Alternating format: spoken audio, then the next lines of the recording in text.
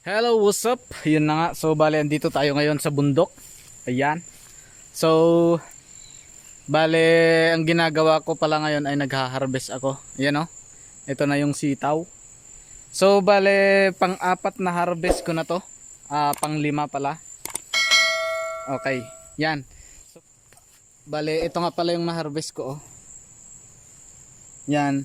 Kaso ang problema kasi, ganito oh. Ganito siya. Yan. Hindi na siya malusog. Medyo may kulot-kulot na siya. Nagkukulot-kulot na. Yan.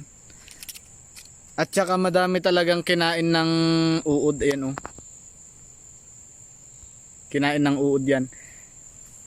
So bale hindi ako nakapag-spray dito. Hindi pa nai-sprayhan to. Simula nung after kong mag-harvest ng 3 times.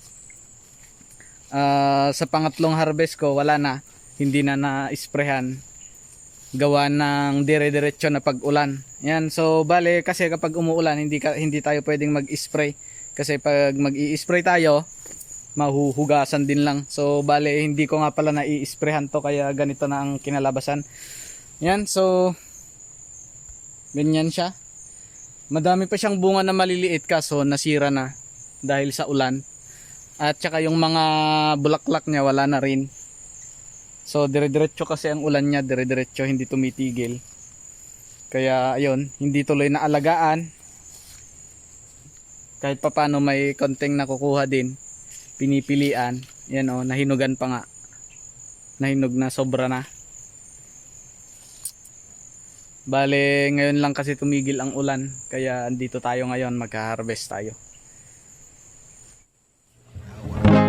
Times are late under the moon, and I thank God I'm breathing. And I pray don't take me soon, 'cause I am here for a reason. Sometimes in my tears I drown, but I never let it get me down. So when negativity surrounds, I know someday it'll all turn around, because all my life I've been waiting for, I've been praying for the people to say that we don't wanna fight no more, there'll be no more war, and our children will play one day, one day, one day, one day, one day, one day. Start to bounce, win or lose, 'cause we are. Ano, kahit pa paano may nahaharvest naman tayo kahit hindi na siya maganda tignan. Pero kahit pa paano meron din. Yan, so 5 times na harvest pero ganito pa ang bunga. Yan, lalo na mas maganda sana to kung naalagaan, na-sprayhan para hindi na insekto. Hindi kinain ng uod.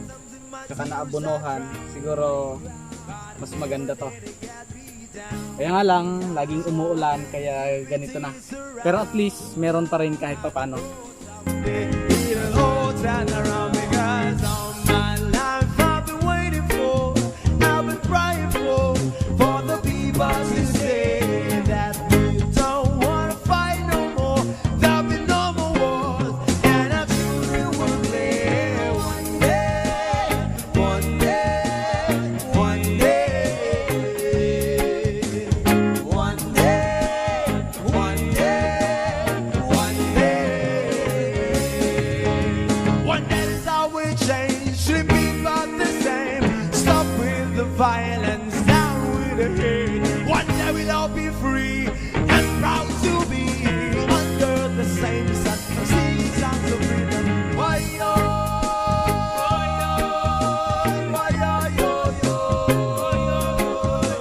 Why yo? Why yo yo yo? All my life I've been waiting for, I've been praying for the people to say that we don't wanna fight no more, there'll be no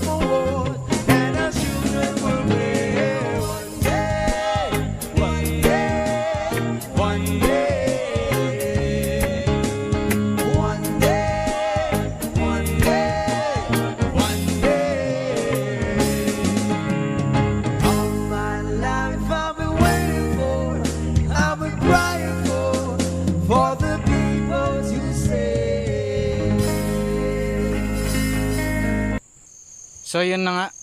Bale, ito lang ang na-harvest natin. Yan oh. Baka pang 10 kilos siguro sa tansya ko. Hindi lang siguro ito ang na-harvest natin kung na-sprayhan sana at hindi nasira, hindi sinira ng insekto. Yan nga, hindi natin na-sprayhan gawa ng dire-diretsyong ulan. Yan, so by the way, kahit papano meron naman kahit konti lang. So bali pang-apat na pang-limang harvest na natin yan. At kung makikita nyo, yan oh, may mga sumusunod pa. Meron pang mga maliliit na bunga oh. Yan. So sayang lang hindi tayo makapag-spray dahil nga ulan ng ulan. Pero kung maganda ang weather, ayan oh, may namumulaklak pa.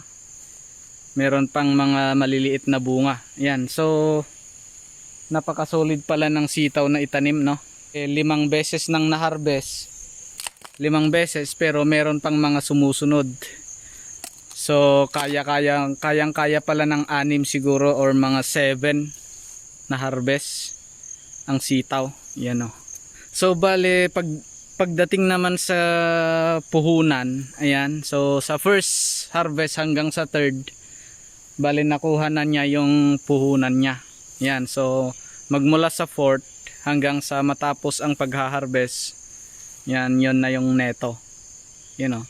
So napaka-solid pala magtanim ng sitaw. Masusulit mo talaga yung gasto mo. Yan. You know.